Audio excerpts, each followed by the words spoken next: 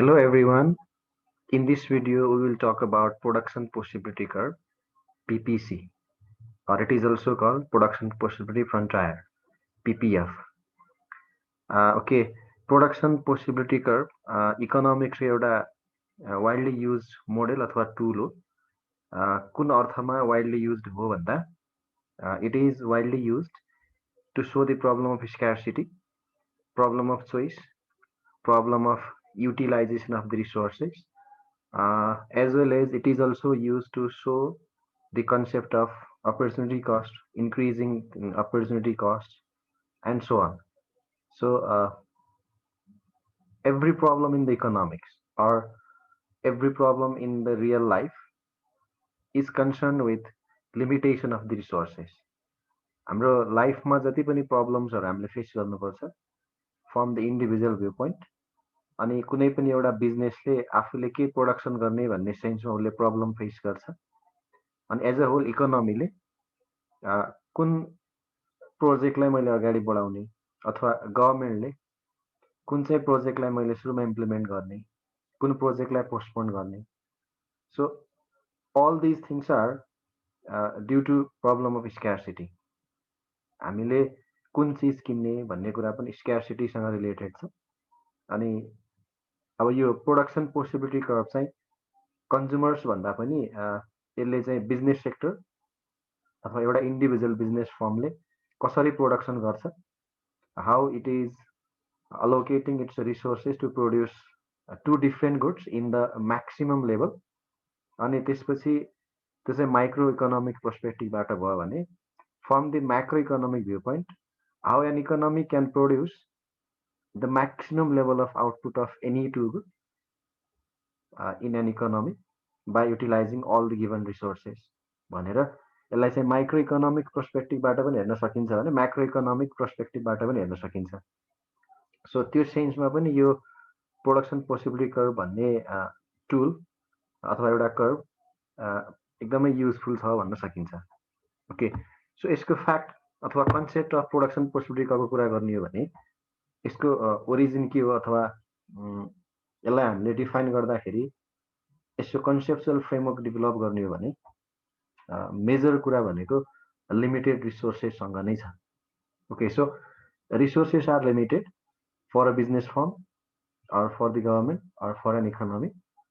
अनि अर्कोतिर कन्ज्युमर्सहरूले चाहिँ मार्केटमा varieties of goods and services demand गरिरहेको हुन्छ है. लट अफ नम्बर हुन्छ, कन्ज्युमर त धेरै सङ्ख्यामा हुन्छ, कसैले केही डिमान्ड गरेकै हुन्छ मार्केटमा. So all those goods which are demanded by consumers can not be produce by a single firm. कुनै एउटा फर्मले सबै गुड्स जे गुड्स कन्ज्युमर्सले डिमान्ड गरेको छ त्यो सबै एउटै बिजनेस फर्मले प्रोड्युस गर्न सक्दैन अथवा एउटै इकोनोमीले पनि प्रोड्युस गर्न सक्दैन. कम्पेरिटिभ एडभान्टेजका कुराहरू आउँछन्, ती अलिक फरक कन्सेप्टहरू भए. सो कतिपय कुराहरू जुन कुराहरू इकोनोमीले आफूसँग रिसोर्सेस छ, आफ्नो एक्सपर्टिजम छ, त्यो कुराहरू प्रोड्युस गरेर अरू आफ्नो इकोनोमीमा प्रोड्युस गर्न नसक्ने हाई कस्ट प्रोडक्टहरू बाहिरबाट मगाउने गर्छ अथवा इम्पोर्ट गरेर कन्ज्युमर्सको डिमान्ड फुलफिल गर्छ. सो अब यहाँनिर एउटा बिजनेस फर्मको थ्रुबाट पहिला यसलाई हेर्छौँ हामी, अथवा यो माइक्रो इकोनोमिक्सको टपिक अन्तर्गत हामीले पढिरहेको भएर यसलाई चाहिँ अहिले हामी माइक्रो इकोनोमिक भ्यू पोइन्टबाट हेर्छौँ. So resources are limited, consumers demand are unlimited. Due to this reason every business firm has to decide which good to produce. Business फर्मले डिसाइड गर्नुपर्छ कुन चाहिँ गुड प्रोड्युस गर्ने भनेर. Since due to limited resources that business firm cannot produce all the goods and services. That is why the business firm has to decide which goods to produce or which service to produce.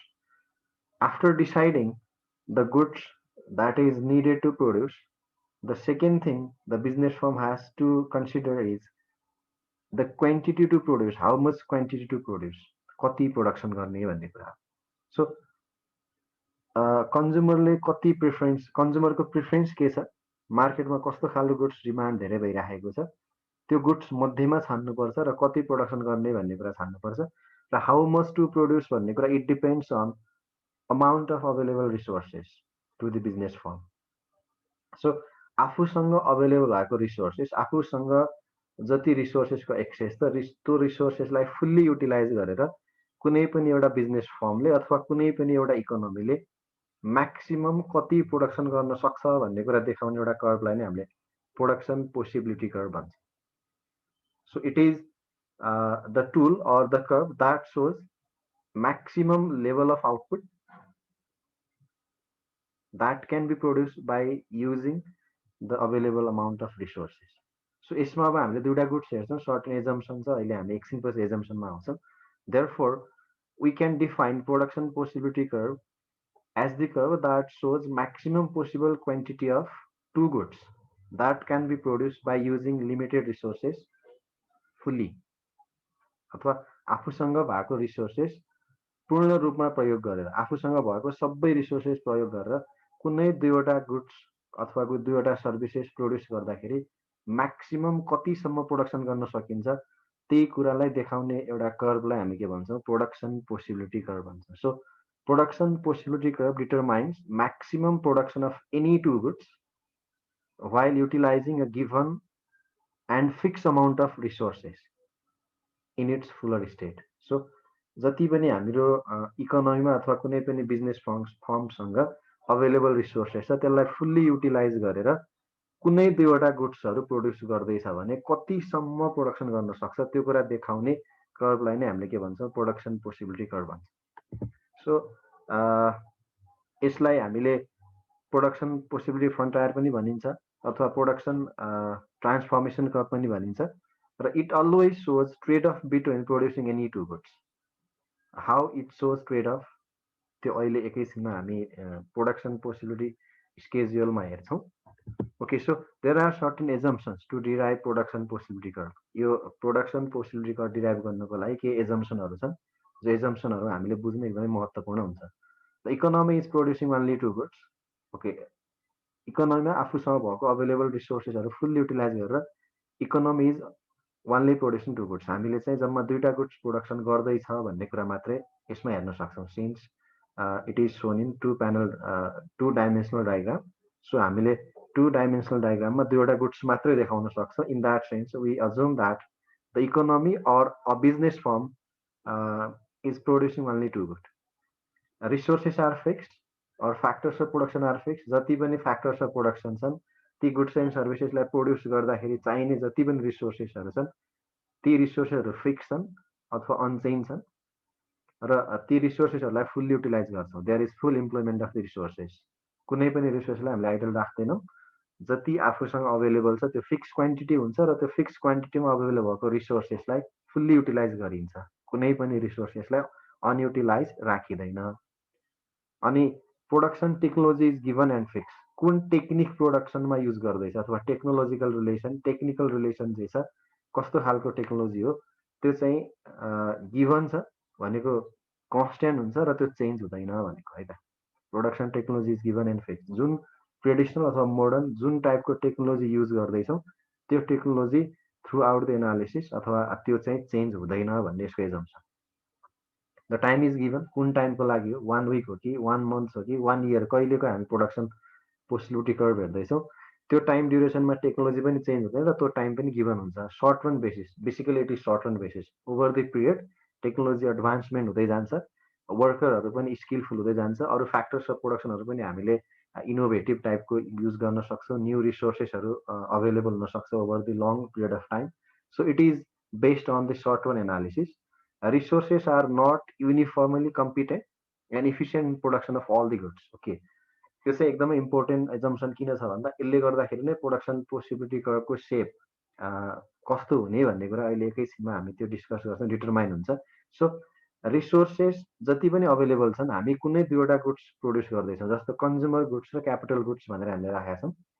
Suppose रिसोर्सेसहरू consumer goods produce गर्न expert छन् अथवा if the resources are friendly to produce consumer goods then त्यही रेसियोमा अथवा त्यही तरिकाको friendly capital goods produce गर्न नहुन सक्छन्। अथवा हामीले लेबरको कुरा गर्ने हो भने if labours are able to produce, if labours are competent to produce consumer goods, that it does not mean the labour are also competent to produce capital goods as well.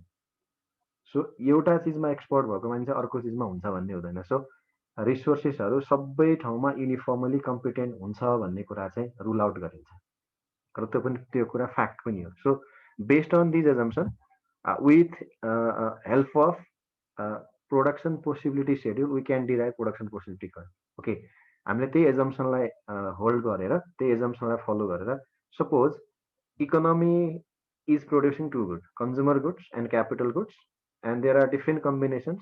यो कम्बिनेसनले के देखाउँछ भन्दा कति कति गुड्स हामीले produce गर्न सक्छौँ भन्ने कम्बिनेसन देखाउँछ। यसमा हामीले दुईवटा कुरा हेर्छौँ, एउटा चाहिँ अपर्च्युनिटी कस्टको कुरा पनि आउँछ, अर्को चाहिँ ट्रेड अफको कुरा पनि यसमै हामी देख्न सक्छौँ। Okay, so if the economy is using all the available resources to produce capital goods, if economy is using all the available resources in the production of capital goods, it can produce 15 units of capital goods, 15,000 metric ton.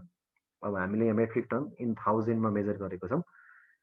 यदि आफूसँग भएको resources सबै capital goods produce गर्ने हो भने इकोनोमीले 15,000 metric ton capital good use गर्न सक्छ, प्रोड्युस गर्न सक्छ, र with 0 unit of consumer good.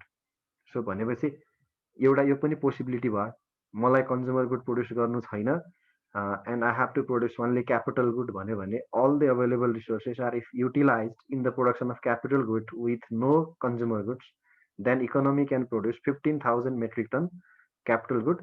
So त्यो बेला ट्रान्सफर्मेसन भएन। अब ट्रान्सफर्मेसन अथवा marginal rate of the marginal opportunity cost भन्नु नै एउटालाई हामीले चुज गर्दा अर्को कति सेक्रिफाई गर्दैछौँ भन्ने रेट हो। त्यो अहिले एकैछिनमा त्यसको पनि डिस्कस गर्छ। Okay, this is shown by combination A. Similarly if the economy is using all the available resources in the production of consumer good, अब एउटा पोसिबल हाम्रो त्यो थियो एक्सट्रिम पोसिबल, एउटा हाम्रो एक्सट्रिम कम्बिनेसन, र अर्को हाम्रो एक्सट्रिम कम्बिनेसन के हुनसक्छ भन्दा among these two goods consumer good र क्यापिटल गुडमा इकोनोमीले आफूसँग भएको सबै रिसोर्सेस कन्ज्युमर गुड्समा मात्रै युज गर्ने हो अथवा क्यापिटल गुड्स म प्रोडक्सन गर्दैन, जेरो प्रोडक्सन गर्छु भनेर आफूसँग भएको सबै रिसोर्सेस कन्ज्युमर गुड्स प्रोडक्सनमा युज गर्ने हो भने उसले 5,000 मेट्रिक टन युज गर्दै प्रोडक्सन गर्दैछ with 0 unit of output of the capital good which is shown by point F. Okay, अब रेस्ट अफ द पोइन्ट बिसिडिई कम्बिनेसनले के देखाउँछ त भन्दा certain unit of consumer good and certain unit of capital goods can be produced with the criteria of given resources. अब जस्तो combination be मा हेरौँ 1,000 metric ton consumer good and 14,000 metric ton capital good. अब A मा 0 थियो, 15 थियो। अब be combination आउँदा 0 बाट 1 हामीले यहाँ कन्ज्युमर गुड बढायौँ भने we have to reduce the production of capital goods since all the resources are utilized. हामीसँग रिसोर्सेस बाँकी छैन, त्यसैले रिसोर्सेस फुल्ली युटिलाइज भएको भएर due to scarcity of resources or due to full employment of the resources, if economy has to increase the production of consumer good from 0 to 1, it has to reduce the production of capital good from 15 to 14 unit. So here marginal rate of opportunity cost or simply opportunity cost is 1. It means एक unit consumer good थप produce गर्नको लागि अथवा एक unit consumer good production गर्नको लागि कति unit उसले सेक्रिफाई गर्दैछ in the form of production of capital good 1 unit. So marginal cost 1 भयो। Again if the consumer goods are produce more by 1 more unit, combination सीले के देखाउँछ भन्दा 1 बाट 2 म अझै बढाए इकोनोमीले भने उसले अझै सेक्रिफाई गर्नुपर्छ। अब सेक्रिफाई कति गर्दैछ 2, अगेन 1 ले बढाउँदैछ सेक्रिफाई गर्दैछ 3, अगेन 1 ले बढाउँदैछ सेक्रिफाई 4। So in the same way opportunity cost is increasing. Now you at the end I will talk why opportunity cost is increasing. अब यहाँनिर यो दुईवटा कन्ज्युमर गुड र क्यापिटल गुडको यो रेट अफ ट्रान्सफर्मेसन हेर्दाखेरि 1 युनिट बढाउँदा उता घटाउनै पर्छ अथवा to produce more and more unit of consumer good economy has to reduce the production of capital good. यसलाई नै हामीले ट्रेड अफ भन्छौँ। So it is called trade off. Trade off means एउटा बढाउनुको लागि अर्को घटाउनै पर्छ अथवा हामीले रिड्युस गर्नुपर्छ। सो कन्ज्युमर गुड्सको आउटपुट बढाउनको लागि क्यापिटल गुड्सको आउटपुट घटाउँदैछ, त्यसलाई ट्रेड अफ भन्छ। यो चाहिँ के कारणले आउँछ त ट्रेड अफ भन्दा due to limited resources. So यसलाई चाहिँ हामीले प्रोडक्सन पोसिबिलिटी सेड्युल भन्छौँ। यही सेड्युलको बेसिसमा हामीले कर्भ डिराइभ गर्न सक्छौँ। सो अब हामीले कर्भ डिराइभ गऱ्यौँ भने ग्राफमा देखाउँदाखेरि हाम्रो चाहिँ यो प्रोडक्सन पोसिबिलिटी कर्भ आउँछ। सो यसले के देखाउँछ त भन्दा this curve shows possible maximum level of output that an economy can produce by utilizing all the available resources in the fuller form or fully utilization गर्दाखेरि कति प्रोडक्सन गर्न सक्छ भन्ने कुरा देखाउँछ। So A, B, C, D, E of points are efficient point lying on the production possibility frontier. Point Z is desirable but unattainable. So it is lying beyond the limitation or हाम्रो रिसोर्सेसको capacity भन्दा बाहिर छ यो जी point चाहिँ। So G point is beyond the capacity of available resources, so it is unattainable but desirable. And point S shows the waste of resources, inefficient point. So point S is inefficient point since it shows waste of the resources, or it means at point S there is underutilization of resources or underemployment of the resources. So point S indicates inefficient combination, and all the combinations lying on PPC are efficient combinations, and the combination lying outside the PPC is unattainable due to the limited capacity of the resources. Since all the resources are fully utilized, and the economy can produce either at combination A, B, C, D, E, or F, but economy cannot go for the combination Z due to shortage of the resources. But if economy is producing at point S, this shows the inefficiency in the production. So this is how we can show production positive curve in the graph, and it shows the maximum level of output that an economy can produce by using all the resources fully. So यहाँनिर combination A ले सबै resources capital goods मा use गरेर zero consumer good देखाउँछ भने combination F ले सबै resources consumer गुड्समा युज गरेर जेरो क्यापिटल गुड्स देखाउँछ। सो BCDE ले चाहिँ combinations of capital goods as well as consumer good देखाउँछ। अब यसमा हामीले हेर्ने हो भने जस्तो पोइन्ट एबाट बीमा ट्रान्सफर हुँदाखेरि जेरोबाट 1 unit consumer good 1 unit consumer good produce गर्यो, कति उसले सेक्रिफाई गर्दैछ यहाँ 15बाट 14 1 युनिट नै सेक्रिफाई गर्यो। अगेन इकोनोमीले 1बाट 2 युनिट कन्ज्युमर गुड्समा पुग्दाखेरि उसले अब कति सेक्रिफाई गर्दैछ, बीबाट सी हुँदाखेरि 14बाट 12 भनेपछि 2 युनिट सेक्रिफाई गर्दैछ। So it shows increasing opportunity cost. यसले के देखाउँदैछ, इन्क्रिजिङ अपर्च्युनिटी कस्ट। जस्तो 0बाट 1 पुग्नको लागि 0बाट 1 कन्ज्युमर गुड पुग्नको लागि यसले चाहिँ 1 युनिट सेक्रिफाई गरेको छ, यहाँनिर 1 युनिट सेक्रिफाई गर्दैछ। अनि यहाँ फेरि अगेन 1 युनिटलाई बढाउनको लागि यसले चाहिँ 2 युनिटले सेक्रिफाई गर्दैछ, यहाँ 2 युनिटले सेक्रिफाई गर्दैछ। अगेन फेरि 1 बढाउनको लागि 1 unit of consumer good more production गर्नको लागि यसले 12बाट 9 भनेपछि 3 unit. Again, to produce one more good of consumer good, the economy is sacrificing 4 unit of capital good. Again, to produce one more good of consumer good, the economy is sacrificing 5 units of capital good. So this shows that opportunity cost of producing consumer good is increasing with more and more unit of consumer good or production of consumer good. जस्तो 1बाट 2, 2बाट 3, 3बाट 4, 4बाट 5 हुँदा rate of transformation of the resources from production of capital good to consumer good is increasing. So this is called increasing opportunity cost. अब यो चाहिँ किन यस्तो हुन्छ त, increasing opportunity cost किन हुन्छ भन्दाखेरि रिसोर्सेसहरू सबै ठाउँमा त्यही तरिकाले इक्वली कम्पिटेन्ट नहुन सक्छ भनेर हाम्रो अघि एउटा एजम्पसन थियो नि। जस्तो कन्ज्युमर गुड्स प्रोडक्सन गर्दाखेरि जुन स्किल चाहिन्छ, जुन एबिलिटी चाहिन्छ, क्यापिटल गुड्स प्रोडक्सन गर्दाखेरि त्योभन्दा धेरै चाहिन सक्छ अथवा त्योभन्दा कम चाहिन सक्छ। त्यसैले गर्दाखेरि हामीसँग अभाइलेबल भएको रिसोर्सेसहरू सबै जुन जुन नेचरको हामीले गुड्सहरू प्रोडक्सन गर्छौँ सबै गुड्समा एउटै तरिकाले कम्पिटेन्ट हुन्छ भन्ने छैन। सो यसले गर्दाखेरि फ्याक्ट कुरा के हो त भन्दा हाम्रो अपर्च्युनिटी कस्ट जहिले पनि इन्क्रिजिङ हुन्छ। So due to increasing opportunity cost, production possibility curve is downward sloping in the curve shape, and the so shape को बारेमा कुरा गर्दाखेरि अथवा यसको nature of shape को कुरा गर्दाखेरि it is opportunity cost that decides the shape of production possibility curve. Opportunity cost can be defined as the given up amount of one good, capital goods, to produce one more unit of another good or consumer good. So हामीले हाम्रो example मा one more unit consumer good production गर्नको लागि अथवा हामीले consumer good एउटा एउटा गरेर बढाउँदै लगेको छौँ। हामीले कन्ज्युमर गुड जस्तो 0बाट 1, 1बाट 2, 2बाट 3, 3बाट 4 र 4बाट 5 गर्दाखेरि हामीले रेट अफ सेक्रिफाई कति छ त यहाँ 1 2 3 4 5 थियो होइन। सो यो चाहिँ के भइरहेको छ, बढिरहेको छ अपर्च्युनिटी कस्ट हाम्रो है त। Rate of sacrificing of the production of capital good to produce one more unit of consumer good is increasing. So when the opportunity cost is decreasing, यदि डिक्रिजिङ छ भने प्रोडक्सन प्रोसिडीको कन्भेक्स हुन्छ, inward expanding हुन्छ। When the opportunity cost is constant, PPC is straight line, and when the opportunity cost is increasing the PPC would be concave to the origin. So हाम्रो यो चाहिँ concave to the origin भयो।